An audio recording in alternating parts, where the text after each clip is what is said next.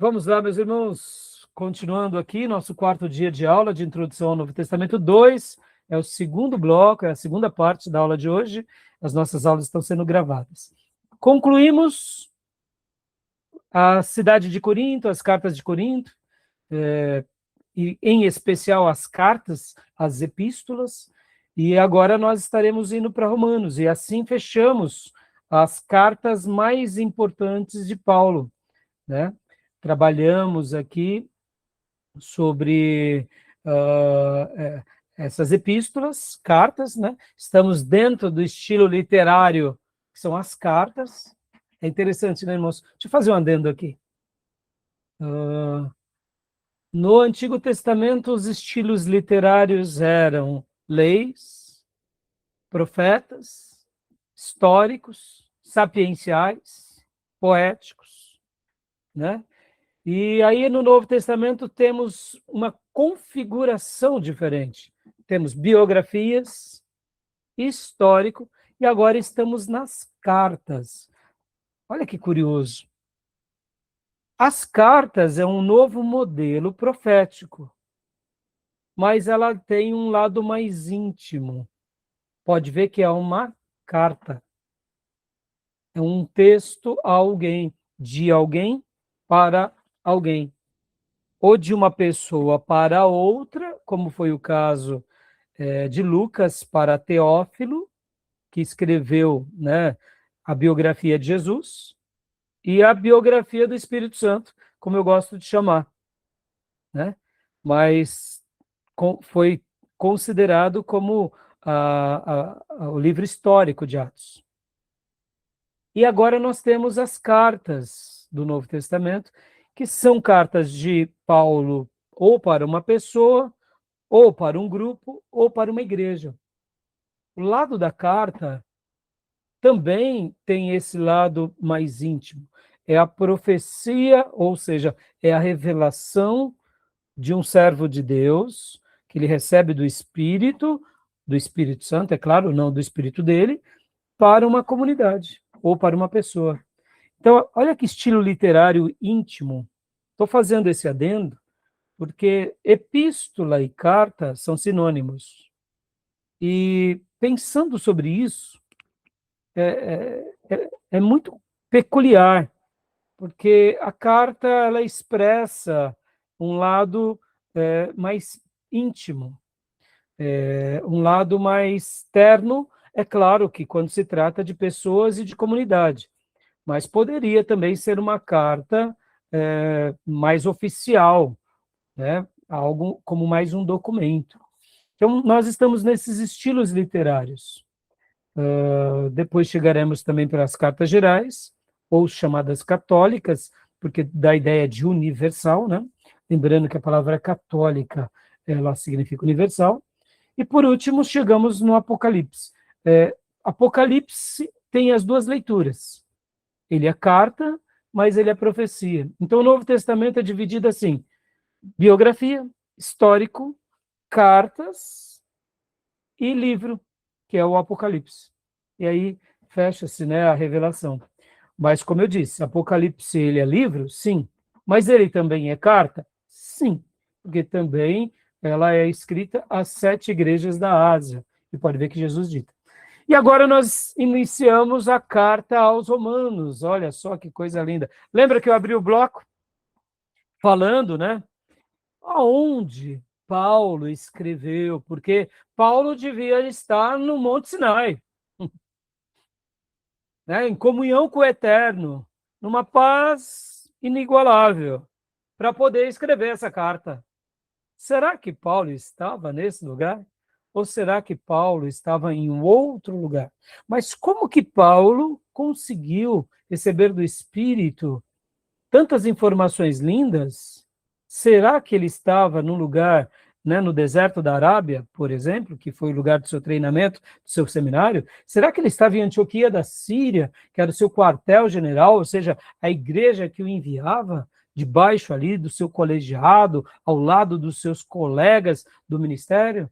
Ou será que ele estava num lugar perturbado, um lugar de opressão, como uma prisão, ou quem sabe como uma cidade promíscua.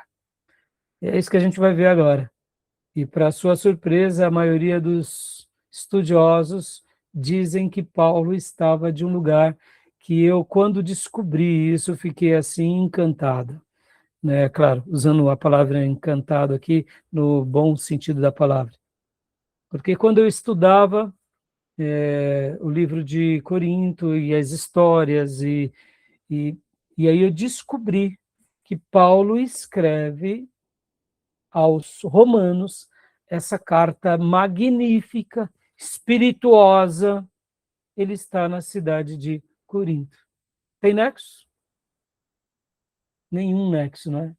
Então, já respondendo, né, a pergunta do primeiro módulo, a gente vai ver aqui. Possivelmente Paulo escreveu essa carta no meio da cidade promíscua, enquanto ele tinha os conflitos com os irmãos de Corinto, enquanto ele tinha o dissabor daquele pastorado, ele tinha as retaliações no ministério. Perceba, ele fez a obra dele, mas ele não estava sendo benquisto quanto ele era, por exemplo, entre os filipenses, entre os tessalonicenses, entre os bereanos. Ele estava no meio do fogo cruzado, mas ele estava sereno.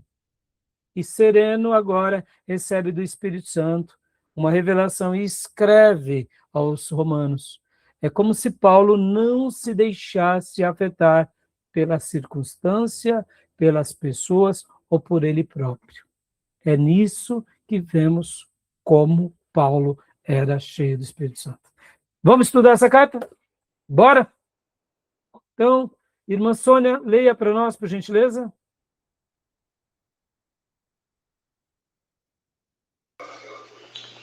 Carta aos Romanos, aspectos históricos, culturais e teológicos. Por favor. Primeiro ponto, o princípio do império, primeiro triunvirato, o segundo triunvirato, contribuições do Império Romano, a Igreja em Roma, a Epístola aos Romanos, autor, local, data, propósito e doutrinas. Aqui a pauta, né, do que estaremos estudando aqui do material do professor Jair. Bom, sobre esses pontos, irmãos, aqui, nós já tratamos no período interbíblico, tá bom? Então, só vou mostrar agora para vocês, para a gente ganhar tempo, tudo bem? Porque nós já tratamos. Quem quiser saber mais sobre isso, vá lá no primeiro módulo de Introdução ao Novo Testamento 1. Eu dedico muito tempo falando do Império Romano, e aqui eu acho que seria retrabalho a gente reprisar novamente os detalhes. Só darei uma síntese, mas quem quiser saber mais, vai lá no primeiro módulo, pesquise lá, quando eu estou tratando sobre os romanos, né? E ali a gente trabalha melhor, tá bom? E eu vou me ater mais às contribuições do Império, porque isso é importante, a Igreja em Roma e os detalhes da carta, tá bom? Então, continuando aqui, pode ler para nós, irmãs. Aqui, bom, eu vou citar, já eu peço para a irmã ler. Aqui uma breve história de Roma e a sua monarquia, né, irmãos? Roma nasce nos anos 753 a 717, com Rômulo, de etnia romana, né? Só para uma breve história, os romanos são os próprios romanos, os sabinos, os latinos e etruscos, tá bom? Então, dentro do Império Romano, temos, ou melhor, da história de Roma, temos o período da monarquia, depois temos o período da república e, por último, do império, tá bom? Então, aqui é uma síntese da breve história da monarquia. Não vou entrar nos detalhes, como eu já disse, já trabalhamos isso nas outras aulas. Aí temos o início, o princípio do império, né? Aí aqui a gente começa a entrar para os assuntos que mais nos interessam. Então, a consequência do esforço da expansão crescente de Roma durante os séculos III e II a.C., a população sob o domínio de Roma aumentou de 4 milhões em 250 a.C. para 60 milhões no ano 30 a.C., ou seja, olha as expansões da conquista, de 4 milhões no ano de 250 para 60 milhões no ano de 30 a.C., o que fez com que Roma tivesse o seu poder ampliado nesse período. E 1% e meio da população mundial para 25%. No final do século II a.C., Gaius Marius transforma o exército romano num exército profissional, no qual a lealdade dos soldados de uma legião é declarada ao general e não à sua pátria. O surgimento de uma série de líderes militares como Sula, Pompeu, Júlio César, que, percebendo-se da força da sua disposição, começaram a utilizá-lo como meio de obter ou reforçar o poder político. Lúcio Cornélio Sula tomou Roma como o seu exército em 82 a.C., tornando-se ditador vitalício, quebrando as regras constitucionais. Sula resignou e devolveu o poder ao Senado romano, mas criou o precedente e lançou as instituições republicanas numa crise. Dá uma outra explicação aqui, meus irmãos, muito curiosa do passado. Os grandes generais, eles assumiam o trono de Roma. Isso não acontece apenas com o Império Romano, que há sede ali em Roma, mas depois também, quando Constantino leva a sede do Império Romano para Constantinopla, ali onde se torna depois o Império Bizantino, havia a mesma sucessão, ou seja, os mais poderosos assumiam o trono. Essa é a história humana, viu, meus irmãos? Sempre foi assim. Pastor, e no reino de Deus? No reino de Deus não é pela força humana, muito menos bélica, nem intelectual. Mas eu poderia dizer que há algo bem peculiar também, é a força espiritual. O maior líder é aquele que mais força espiritual tem, e ele consegue conduzir o rebanho. Só que essa força espiritual não depende da pessoa, depende de Deus na vida da pessoa. Por isso que Deus levanta alguns para essa liderança. Percebam que Deus levantou, se assim pudéssemos dizer, um grande general humano chamado Pedro, e deu a ele um poder sobrenatural. Assim foi em toda a história da igreja. Pode ver que Paulo também foi agraciado por esse poder e essa autoridade de Deus. Então, assim, no reino de Deus, o poder é espiritual. Mas esse poder emana de Deus e é dado por Deus como dons aos homens. Nem todos terão esse poder, outros participarão junto com esses que têm o poder, mas é o poder de Deus, não é o poder da pessoa. Tolos são aqueles que recebem o poder de Deus e tomam esse poder para si. Dessa forma, quem faz isso no reino de Deus segue a rebelião de Lúcifer e causa, assim, a síndrome de Lúcifer em si. Ou seja, eu recebo um dom e agora eu faço com que o meu dom seja para a minha glória e não mais para a glória de Deus. Dessa forma, essa pessoa, ela se emancipa do poder legítimo de Deus e agora usa o poder legítimo de Deus para a sua glória. Dessa forma, ele se torna um falso profeta. Por isso que a Bíblia vai sentenciar os falsos profetas, tá bom? Fiz essa adendo aqui porque a história do mundo é assim, meus irmãos. São os mais poderosos, são os mais influentes. Hoje, numa democracia, é o poder do intelecto, é o poder do dinheiro, é o poder da influência, mas é poder também, percebam. São os mais poderosos, essa história. E agora, nessa nova fase que o mundo enfrenta, polarizado, percebam, não existirá líderes frouxos. Guardem isso, irmãos. Talvez nos próximos 100 anos não existam mais líderes frouxos. Porque o mundo mudou.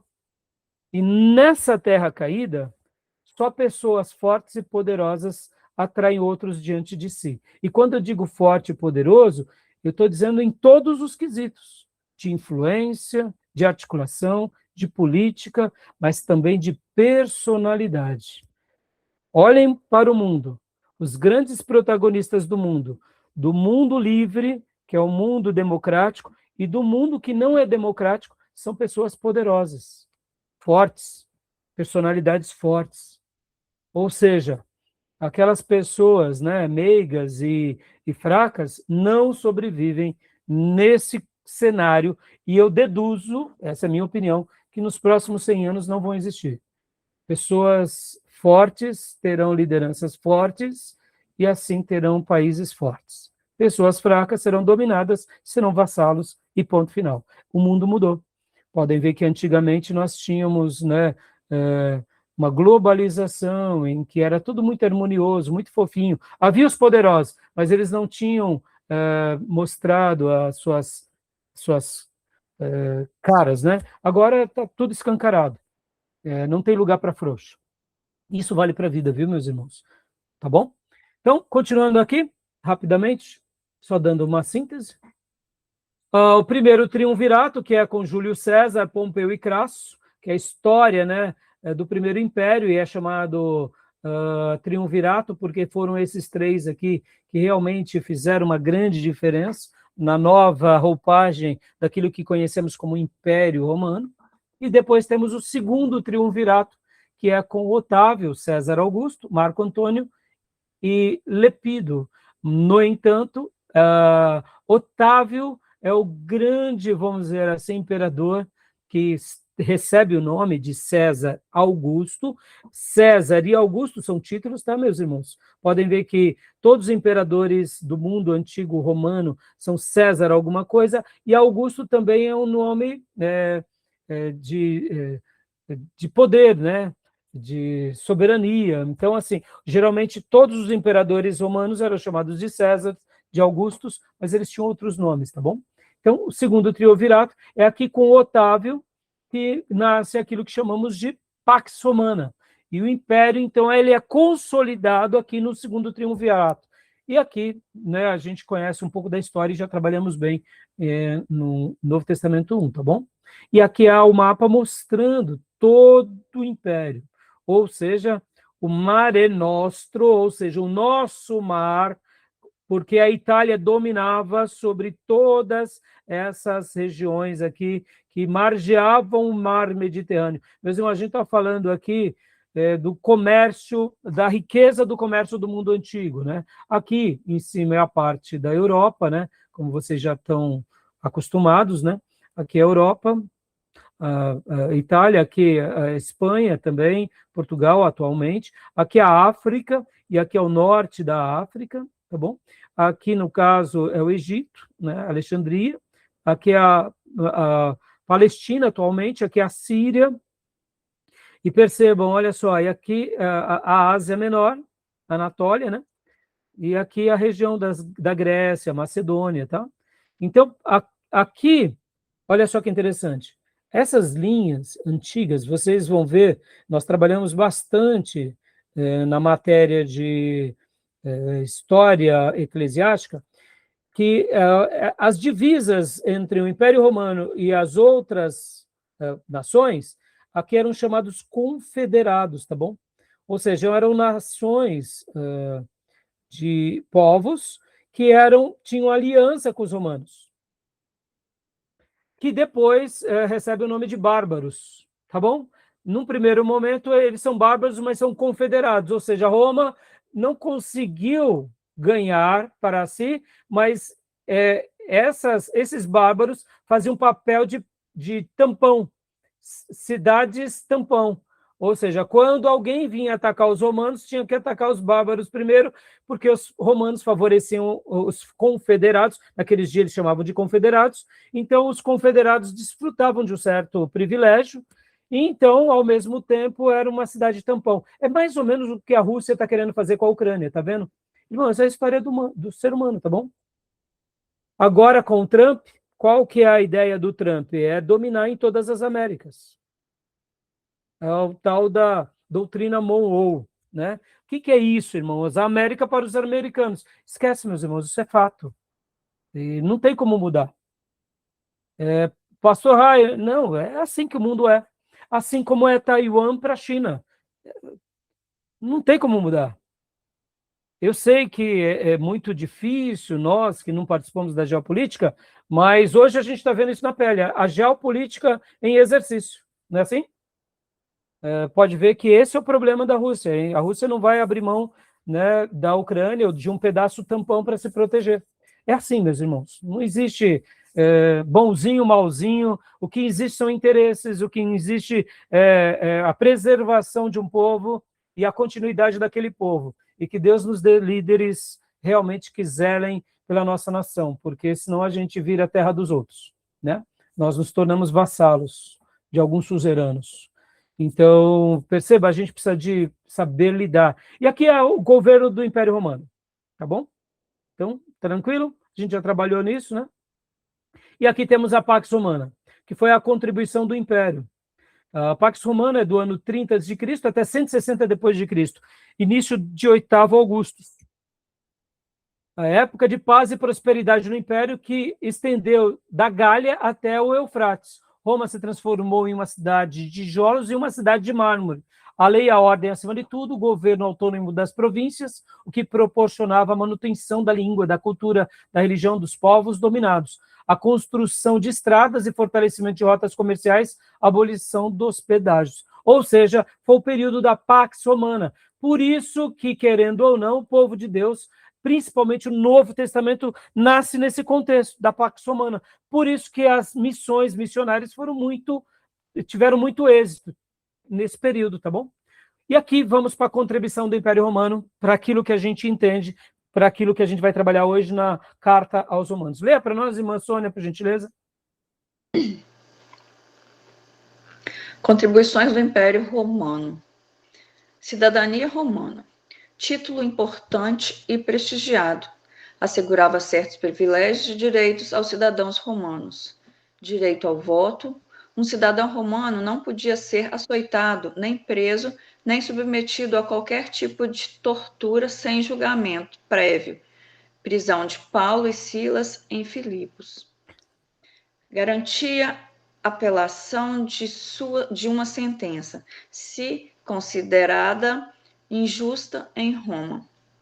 Quem alegava falsamente cidadania romana era sumariamente executado no Império do Cláudio. Enquanto a execução de um bárbaro era a crucificação, a execução de um cidadão romano era a decapitação, por ser considerada mais digna e misericordiosa. Nós já trabalhamos nas demais aulas sobre esses assuntos, mas aqui é uma boa síntese do que representava as contribuições do Império Romano e da cidadania romana. Tudo bem? Alguma pergunta? Alguma dúvida? A igreja em Roma, vamos ao que importa agora. Então, leia para nós, irmã Sônia, por gentileza. Seu fundador, ninguém sabe. Dá uma pausa aqui. Olha que curioso, meus irmãos. Uma igreja estabelecida e ninguém sabe quem fundou essa igreja. Tinha uma comunidade forte lá. Pode ver que quando Paulo escreve essa carta, ele não escreve no tom de mamadeira, né? Foi no tom do quê? De lasanha, churrasco, feijoada, paeja, para quem tinha estômago bom, porque a comida era boa. Ora, pastor Rai, como pode? Uma igreja nasce e surge sem a presença de um pastor? Sim, basta crentes se reunirem e amarem a Jesus, serem realmente convertidos pelo poder do Evangelho. O dinamite que nós lemos na primeira aula, Romanos 1,16. Porque não me envergonho do Evangelho de Cristo, porque ele é o poder de Deus para a salvação de todo aquele que nele crê, primeiro do judeu e depois do grego. Lá em Roma tinham crentes de verdade, e onde há crentes de verdade, a glória de Deus brilha. Pode ter pastor ou não. Agora, olha só que paradoxo, não, meus irmãos? Hoje, uma igreja ela deixa de existir se não tem um pastor. Isso é uma evidência de que há um problema na igreja. Não deveria ser assim. Estamos diante de uma igreja poderosa, que a gente nem sabe quem é o fundador. Hoje, ser fundador de muitas igrejas eu diria, um diploma. É ser considerado uma pessoa especial. Quem fundou aquela igreja, aquela denominação? Estamos diante de uma igreja linda, laboriosa, cristã, autêntica, que a gente nem sabe quem a fundou. E não tinham a vaidade disso. Hoje, quando uma igreja se divide, cria-se novas igrejas e novos ministérios. Não precisaríamos disso, meus irmãos. Hoje, qual seria o melhor caminho? Uma igreja se divide? Essa turma que não compactua mais com o pastor deveria se unir a outra igreja que já existe. Porque temos tantas igrejas, meus irmãos. Não estou dizendo que não possa existir, mas hoje as criações são mais humanas, mais vaidosas, baseadas em títulos, em fundadores, em personalidades. Estamos diante de uma igreja em que Paulo escreve e lá havia uma comunidade de crente, com C maiúsculo. Glória a Deus, né, irmãos? Então, quem é o fundador? Ninguém sabe. E Paulo também não se preocupava com isso, porque Paulo falava para ovelhas, não para lobos. Tinha ovelha lá? Tinha. Então, vamos ver como surge essa igreja? Leia para nós, irmã Sônia, por favor. Principal teoria: judeus romanos que estavam em Jerusalém no dia de Pentecostes e que retornaram para Roma, anunciando o evangelho. Somos partos, medos, elamitas e os naturais da Mesopotâmia, Judéia, Capadócia, Ponto e Ásia, da Frígia, da Panfilha, do Egito e as regiões da Líbia, nas mediações de Cirene, e romanos que aqui residem, tanto judeus como prosélitos, cretenses e arábios, como os ouvimos falar em nossas próprias línguas as grandezas de Deus? Atos 2, 9 ao 11. Aleluias! Todos esses povos foram impactados pelo poder de Deus que veio sobre os 120 nos cenáculos. Ali as línguas que eles falavam e engrandeciam a Deus não eram línguas angelicais. Eu creio no dom de línguas, que pessoas recebem o dom. Aqui foram dons de línguas mais humanas, que eu também creio, que Deus agora pode, pelo poder do Espírito Santo, nos capacitar a falar um outro idioma. E esse outro idioma falaremos pelo poder do Espírito, pela competência e capacidade do Espírito, e transmitiremos as grandezas de Deus na língua daquela pessoa em que ela nasceu.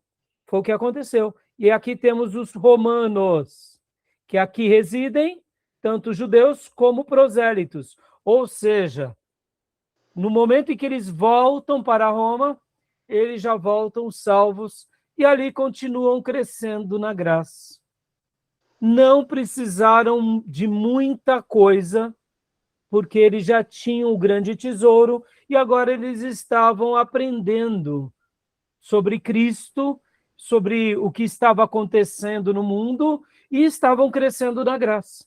E essa igreja, mesmo sem líderes, pessoas ou personalidades, percebam, irmãos, eu estou sendo enfático aqui, porque nós, seres humanos, temos essa necessidade do culto à personalidade. Precisamos de alguém. Não, meus irmãos, nós precisamos de Cristo. Nós precisamos do Espírito Santo. Sim, é maravilhoso quando Deus levanta um Billy Graham, mas Billy Graham é o vaso, coloquemos Billy Graham no lugar dele, porque senão, mesmo como protestantes, nós praticamos um pecado como os romanos, o romanismo, os católicos, que a gente canoniza os nossos ídolos de carne e osso. A diferença do católico é que eles canonizam os mortos, nós canonizamos os vivos. Não é assim? Se o pastor orar por mim, se o pastor me ensinar, não é nada, meu irmão, deixemos essa idolatria à personalidade. Irmãos, olha, me entendam, tá? Eu tive aula de Novo Testamento com o pastor Ernesto Tonini, foi maravilhoso. Vocês não imaginam o quanto o pastor Ernesto Tonini e o doutor Paulo marcaram a minha vida. Eu diria que 50% a 70% do que eu passo para vocês é o que eu aprendi com o pastor Enéas e com o doutor Paulo. E os outros porcentos? Aí foram com os outros mestres. Mas o pastor Enéas Tonini e o doutor Paulo marcaram a minha vida em todos os quesitos. Aí eu te digo, quantas vezes vocês já ouviram falar Santo Paulo, Santo Enéas? Nunca, meus irmãos. Jamais. Eu coloco eles no lugar deles, durante vivo e depois de mortos. Tenho saudades. Eles descansam com o Senhor, mas o lugar deles tem que ser colocado à altura, porque senão a gente peca, tá bom? Olha que coisa linda, tá bom? Então, na diáspora, o que foi a diáspora? Foi quando aqui eles voltam do Pentecostes. E também nós temos uma outra sequência, quando quando a igreja começou a ser perseguida, tá bom? Então, logo em Atos, quando vem aquela perseguição dos judeus, também acontece que muitos cristãos que estavam ali em Jerusalém vão para Roma. E aí, naturalmente, unem-se as fileiras e ali também estabelecem essa comunidade. Tá bom? Beatriz, leia para nós a igreja em Roma, por favor. Paulo claramente indica que a igreja já estava estabelecida. Primeiramente, dou graças a meu Deus, mediante Jesus Cristo, no tocante a todos vós, porque em todo o mundo é proclamada a vossa fé. Romanos 1:8. Dá uma pausa. A fé dos romanos era testemunhada em todo o império. Quando ele fala a todo mundo, ele está falando no império. Está chegando informações de que tem crente de verdade lá em Roma. Gostoso, né, irmãos? É gostoso, não é? Esses dias eu estava passando pela TV e de repente eu vi asiáticos cantando hinos que nós cantamos. E aí eu vi lá uma igreja chinesa cantando os nossos hinos, irmãos. Ô, irmãos, fiquei tão feliz. Já compartilhei no grupo da nossa igreja. Eu sei que a China ainda é muito fechada, mas era uma igreja até grande, né, para os modelos nossos brasileiros. E fiquei assim tão feliz, irmãos. Uma comunidade forte lá na China, cantando, e você via zelo, você via temor, você via testemunho, você via organização. Eu falei, Deus seja louvado. Como é bom ver um crente, irmãos. Ó, guardem isso, irmãos. Há um cheiro da unção de Deus. Não me pergunte como é isso. Há um cheiro do jejum, há um cheiro da oração. Não sei como a gente sente isso, mas a gente sente. É como se a nossa alma, o nosso espírito sentisse essas fragrâncias. Aonde tem alguém lavado e remido no sangue do Cordeiro, que transborda a graça, indiferente do seu estilo, tipo, etnia, nível social, cultura, se é crente, transborda. Sabe por quê? Porque é a mesma fonte que nós nos alimentamos. É a fonte de Deus. Tá bom? Glória a Deus. Que nós sejamos esse bom perfume e que a gente jamais perca essa essência. Leia aqui para nós, irmã, o 2 aqui.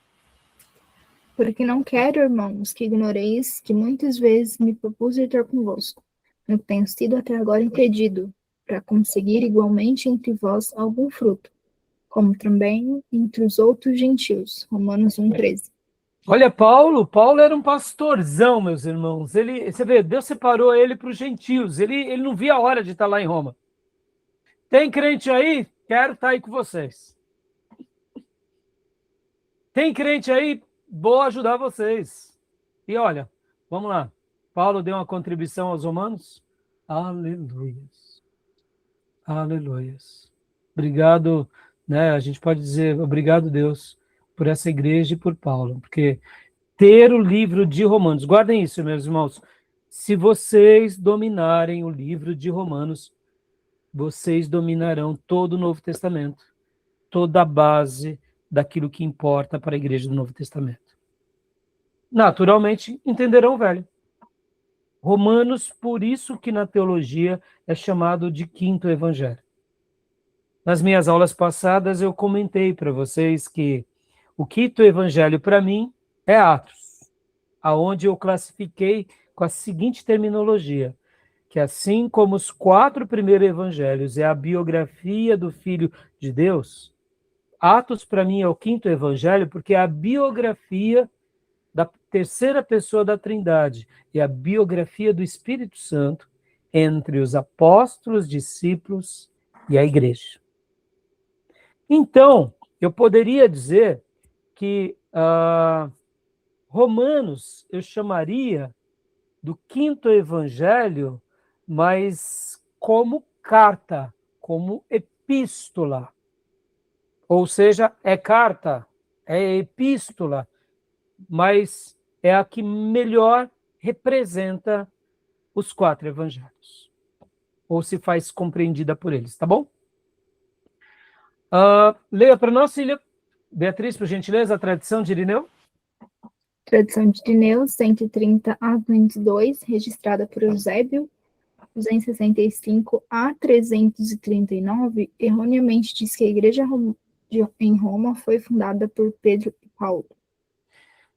Por Pedro e por Paulo, né? Eusébio, que nós já tratamos bastante aqui em História Eclesiástica, que é o grande historiador da igreja, ele registra isso, que Paulo e Pedro que fundam essa igreja.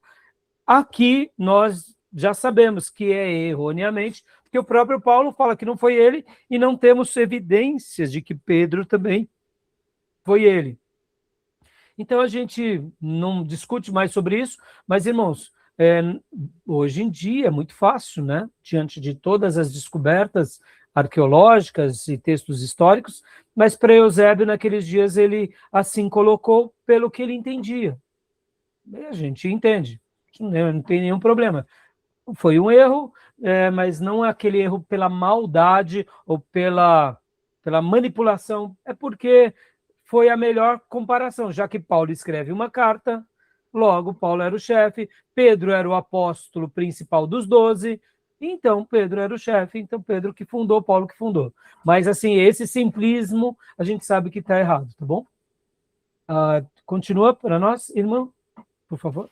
Tradição de Ambrosiaster, no quarto século, ele que era membro da igreja em Roma, num comentário sobre a epístola de Paulo, escreveu que estes havia aceitado a fé cristã, ainda que de acordo com o tipo judaico, sem o trabalho de qualquer apóstolo.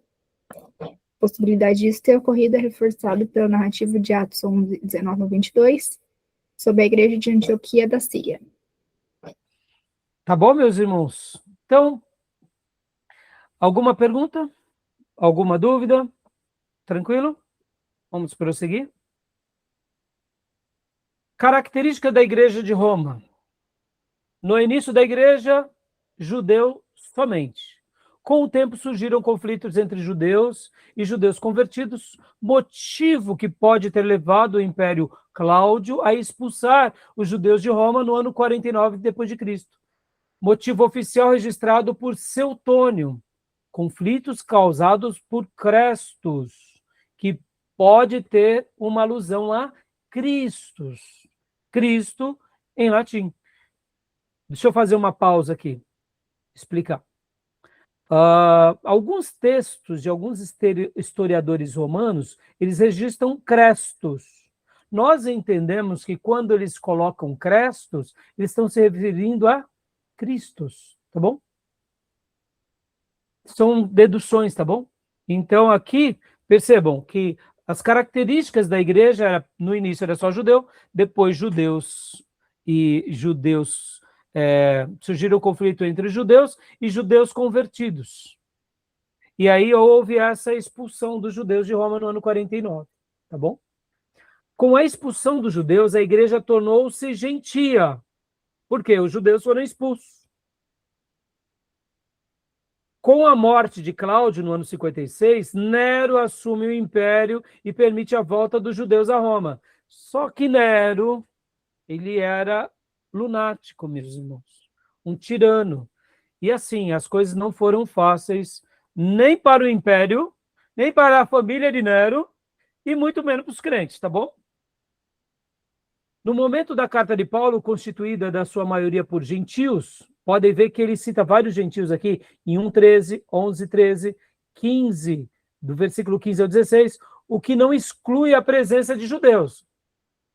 Lá em 11, 13, 24, Paulo exorta os gentios a uma atitude de humildade para com os judeus, o que revela um possível conflito entre judeus e gentios cristãos. Percebam que Paulo fala o seguinte, olha, se vocês, que eram jambuzeiro bravo, estão sendo enxertados, quanto mais eles que faziam parte da árvore original.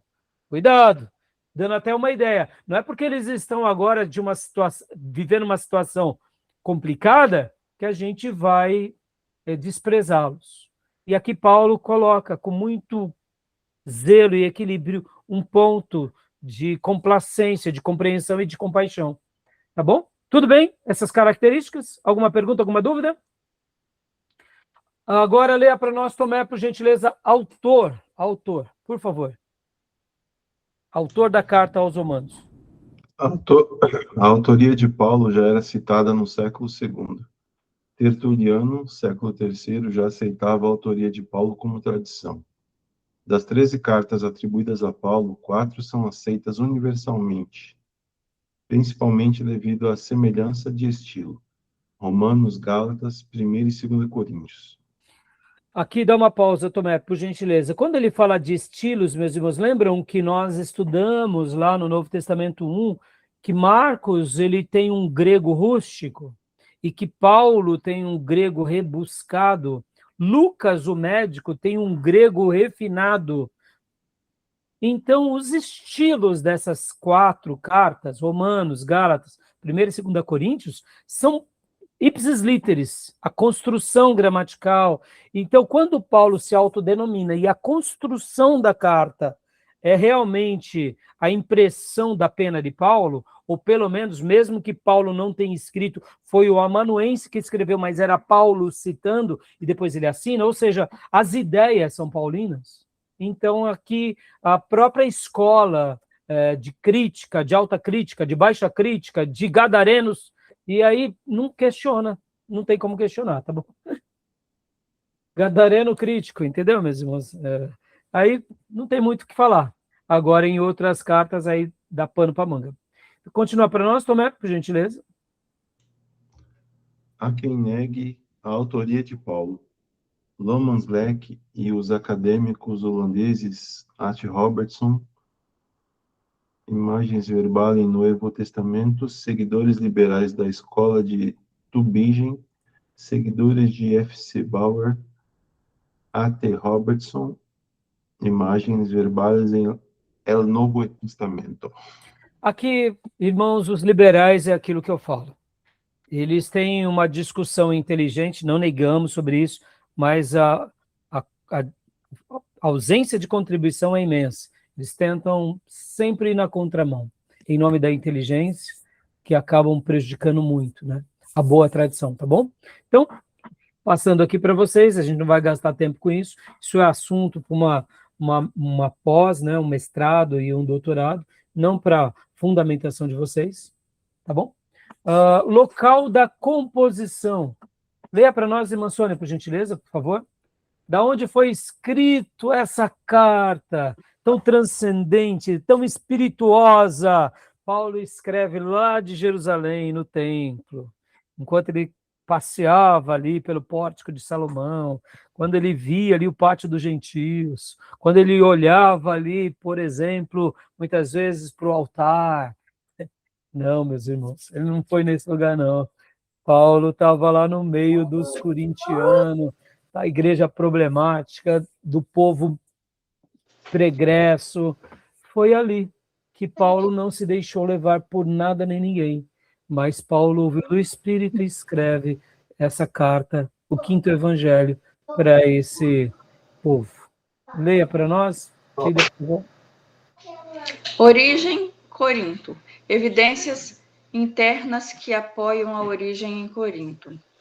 Referência a Febe, a portadora da carta aos romanos, membro da igreja de Cencreia, porto de Corinto, distante cerca de 29 quilômetros da cidade. Está em Romanos 16, 1, 2. Referência a Gaio, seu anfitrião, 1 Coríntios 1, 14. Referência a Erasmo, Atos 19, 22 e 2 Timóteo 4, 20. Irmãos, não é admirável, e eu quero fazer uma pausa aqui pastoral. Olhos de vocês, como eu digo, né, nos meus olhos, lá na igreja. Dos lugares mais adversos da nossa vida, das lutas mais aguerridas, das provações mais antagonistas, dos mares mais revoltosos, nascerão as maiores espiritualidades da nossa vida. Pode escrever. Se nós estivermos olhando para aquele que está na frente e seguirmos com o arado, a graça do Altíssimo será derramada sobre nós. A nossa fraqueza virará força e a glória de Deus será manifesta no meio de tudo isso. E nós veremos o fruto de Deus e do Espírito entre nós. Ora, o fruto do nosso trabalho, mas a graça que nos invade. Creio nisso. Olha aqui o que Paulo faz. Paulo escreve uma carta espirituosa do lugar mais pregresso. Então, não questione Deus. Eu sei que, de fato, quando estamos passando pela prova, no fundo, a gente diz, Deus, mas por que eu estou nesse deserto? Por que não acaba esse cativeiro? Não estou dizendo para você não fazer isso, porque tem vezes que quem sofre deve sofrer com honestidade. Mas logo depois de você disser isso, e eu sei que isso será um lamento e não um murmúrio, diga assim para Deus, Senhor, estou aqui, eis-me aqui. Faz o que o Senhor quiser.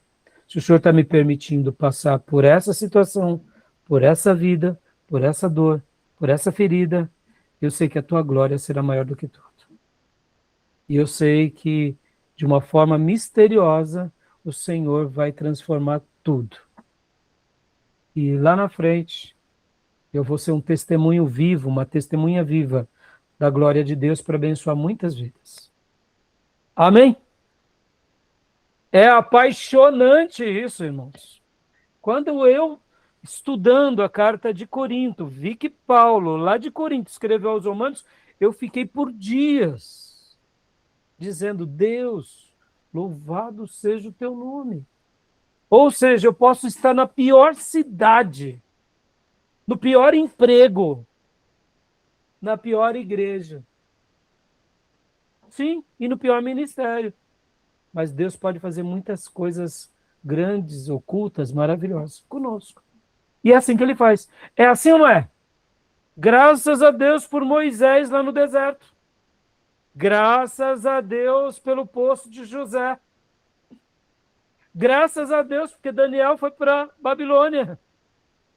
Graças a Deus, meus irmãos. Porque desses lugares nasceram essas obras magníficas.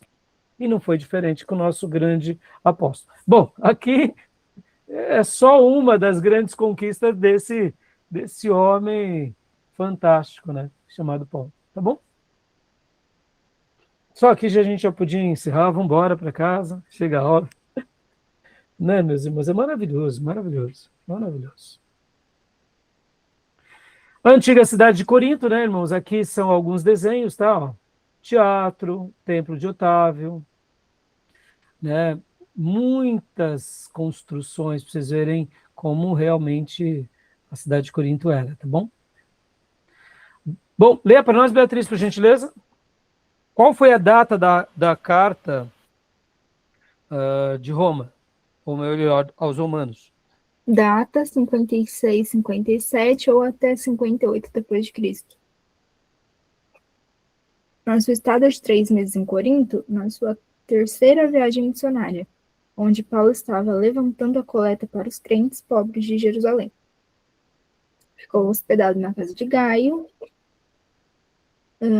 em Romanos 16, 22, carta escrita pelas mãos de Tércio, um amanuense que aproveitou a oportunidade para mandar ele próprio suas saudações aos crentes romanos.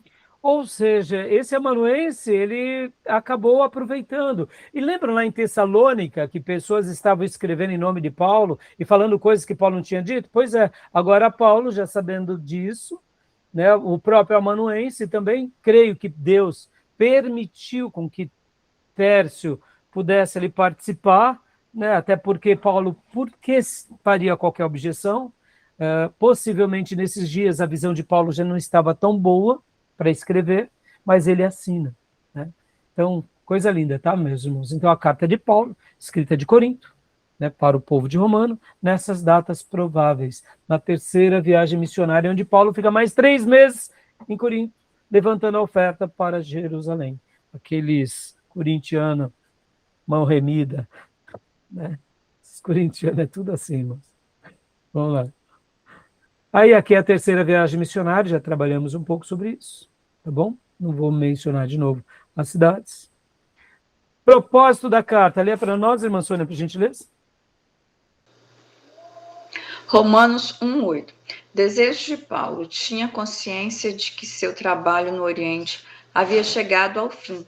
Agora era a hora do Ocidente, onde Paulo intencionara pregar em Roma e depois na Espanha. Atos 15:24.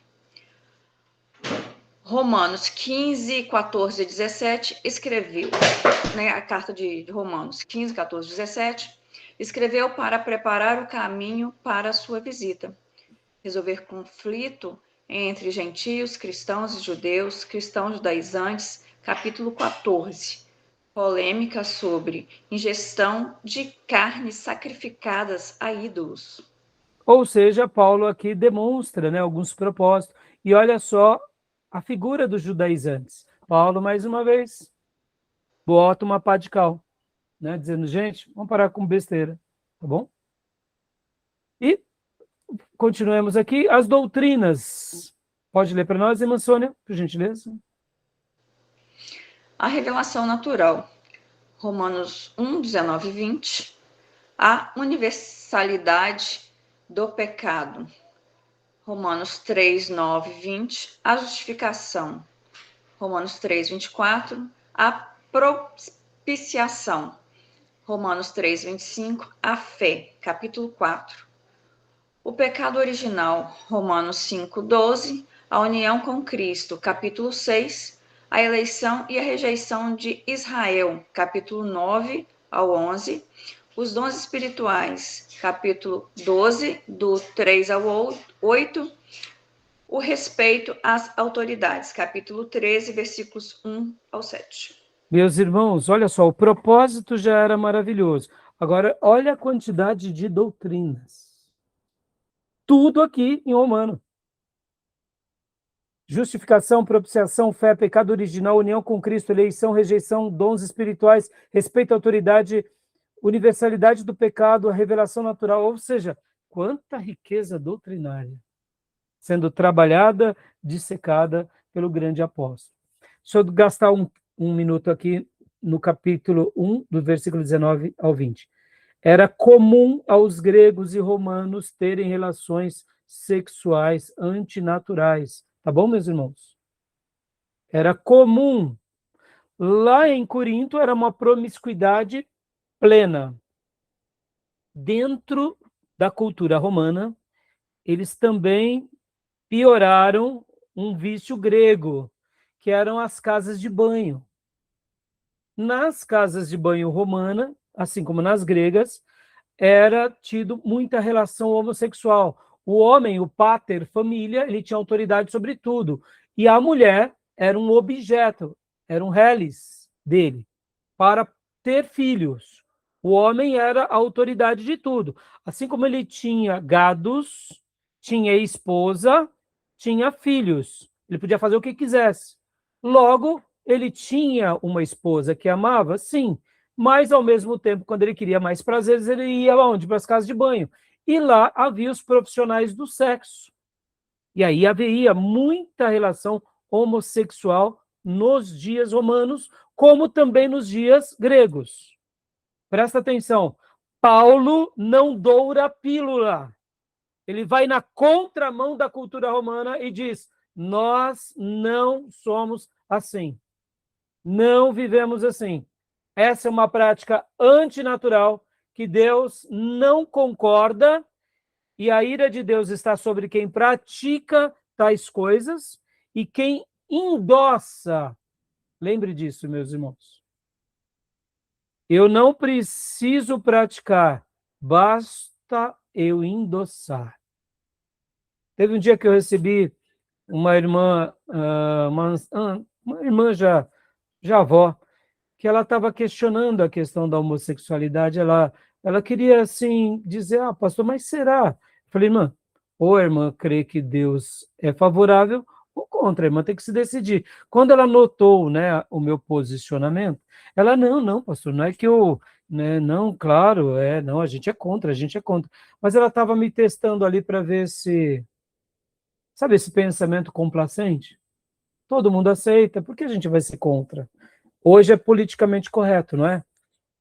Nos dias de Paulo, essa era uma cultura romana, da cidadania romana, das práticas romanas. Quem estava escrevendo agora era um romano, sim, mas um judeu cristão. E ele estava indo na contramão do império, do pensamento imperial, das práticas imperiais, da cultura dominante em todo o império. E ele estava dizendo, olha, é assim que cremos, é assim que somos, e é assim que vivemos. Ponto final. Tá bom, meus irmãos? É isso que a gente tem que pensar e ser, segundo as Escrituras, tá bom? Como eu gosto de dizer, Deus criou Adão e Eva, e não Adão e Ivo, tá bom? Amém? Simples assim. É macho e fêmea, é homem e mulher. Ponto final. E aqui, meus irmãos, só para a gente ver outra coisa curiosa, os dons aqui não é tratado de forma tentando resolver um problema, é simplesmente dando um esclarecimento. Lá na igreja de Corinto, era fogo estranho, língua estranha, tomando frente do outro, passando por cima de todo mundo. Aqui não. Aqui a orientação é essa. Os dons são assim, servem para isso. Tá bom? Igreja, aprenda com isso.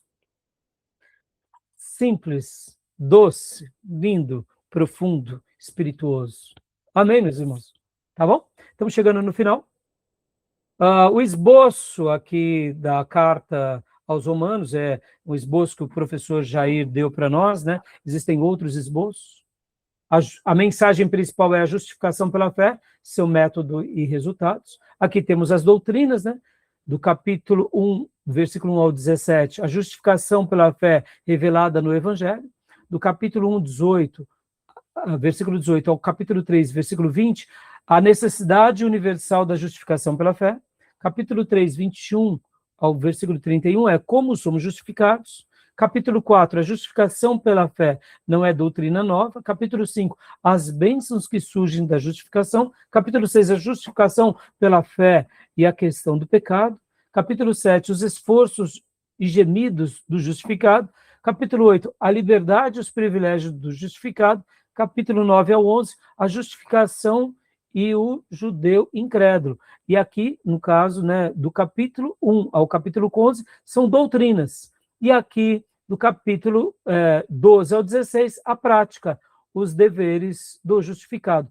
Perceba uma coisa, irmãos, olha aqui, ortopraxia, ou melhor, ortopraxia, e aqui ortodoxia. Não é verdade? Ou seja, doutrina reta, prática reta. Lembram? O evangelho é imperativo moral e imperativo ético. Foi assim que Deus deixou para nós. Por quê? Porque ele nos forma e nos transforma em seres humanos melhores. Logo, eu preciso dar uma resposta melhor a mim mesmo, aos meus e à vida, todos aqueles que estão ao meu lado. Tá bom?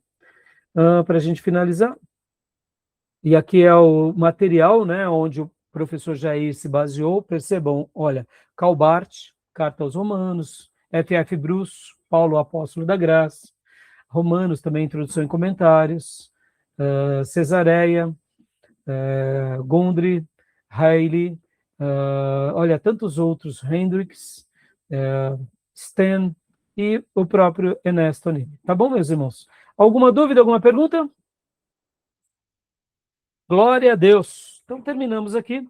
E agora a gente vai finalizar com o último bloco. Vamos iniciar as epístolas da prisão. E vamos apenas fazer hoje aquela carta de Filemon. E hoje eu vou utilizar, nessa última aula, o nosso livro-texto do Gondry, tá bom? A gente vai direto para ele, para umas folhas que eu selecionei aqui para vocês. Tá bom? Alguma pergunta, dúvida? Irmãos, essa matéria é maravilhosa, né? Você vê, a gente vai na história, vai na Bíblia, vai na prática, vai... É tão boa, né? Isso enche o nosso coração, sabe? E é para isso que a gente está aqui, irmãos, para a gente poder seguir essas pisadas tão nobres. Que Deus faça de nós uma igreja como foram os humanos, né? Uma igreja madura, bíblica, cristocêntrica, que dê um bom testemunho. Tá bom? Vamos fechar? E vamos para o último bloco para a gente encerrar? Uns 10 minutinhos a 15, tá bom? Vou parar aqui.